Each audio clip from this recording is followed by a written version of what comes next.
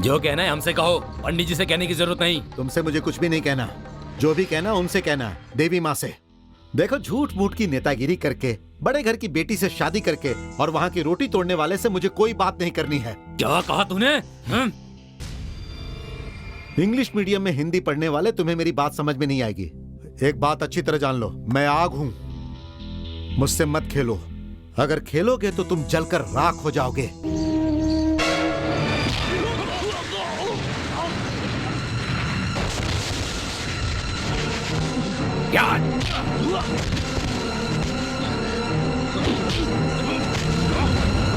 विनोद, ऐसा मत करो विनोद, ऐसा मत करो, मत करो। ऐसा नहीं करूं?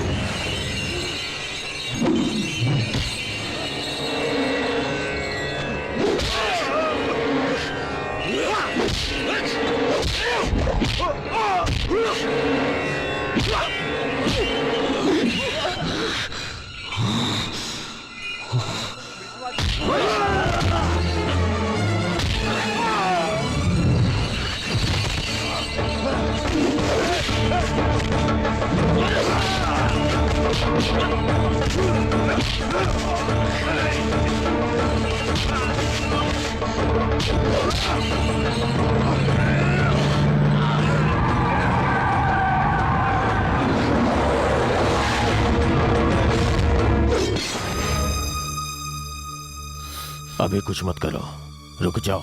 इसका इस्तेमाल तब करना जब वो हमारे पैरों में पड़ा होगा। हटाओ, मैंने कहा हटो, छोड़ो से, हटाओ, छोड़ो मुझे।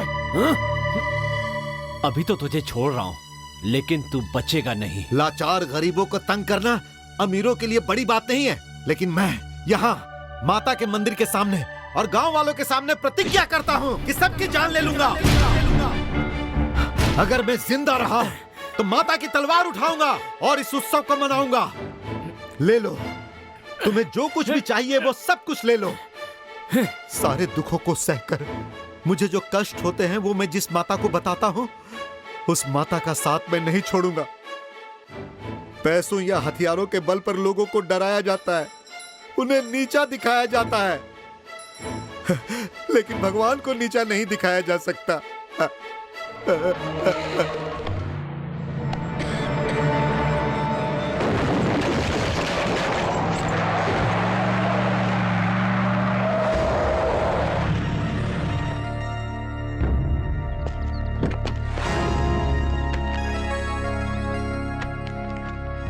जरा दिखाओ तो।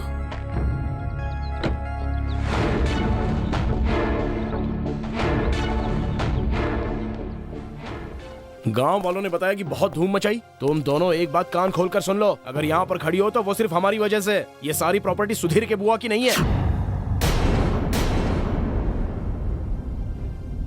बेटा विनोद, बैठो तो। हमें पागल बनाने वाला तुम्हारा बेटा बहुत होशियार है। इन दोनों बूढ़ियों के सामने अच्छा बनने की कोशिश करने की जरूरत नहीं है। बेटा, यहाँ पर कोई ऐसा नहीं सोचता और ना ही ऐसा कोई विचार है। यही तो बात है, नहीं तो और क्या हो सकती है। ये विजय भैया ने खरीद कर रखा था कि यहाँ से कोई बुलावा आएगा, पर नहीं बुलाया।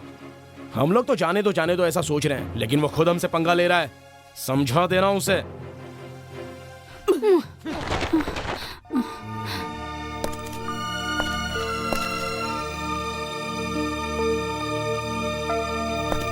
इस तरह से हमारे सामने ये कपड़े फेंककर अपनी शोहरत का घमंड हम लोगों को मत दिखाओ। ये सब करके आखिर तुम हमारे सामने साबित क्या करना चाहते हो? मैं जानती हूँ कि तुम्हारे पास बंगला, पैसा, खाना पीना सब कुछ है। यहाँ भले ही सब कुछ ना हो, उसके पास कितनी भी कमी हो, हमारा ख्याल वो अच्छे से रखता है।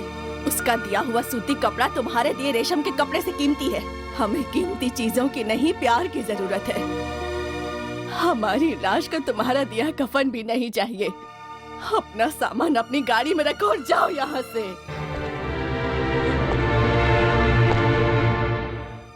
दोबारा हम पर अपनी दया दिखाने के लिए यहाँ कभी मत आना।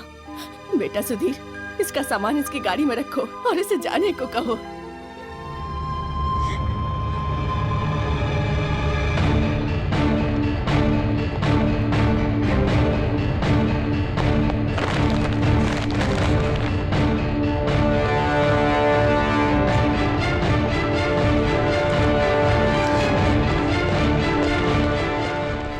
सुधीर, तुम्हारा ये घमंड मेरे पिता की जमीन के कारण है ना?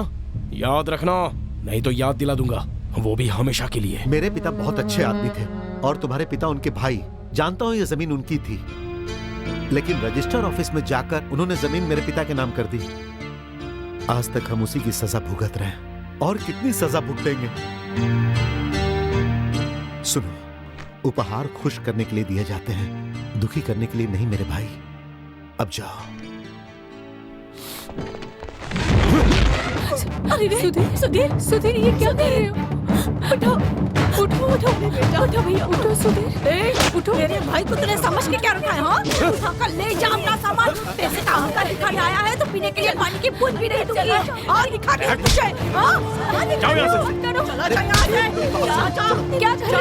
मैं सबको देख लूंगा। अब यहाँ विजय भैया आएंगे और उनके आते ही तुम्हें यहाँ से निकलना पड़ेगा। जाओ।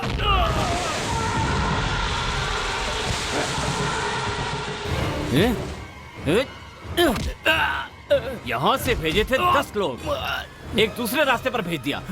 हाँ? तुझे क्या लगा था गोपाल मुझसे गद्दारी करके बच जाएगा? हाँ?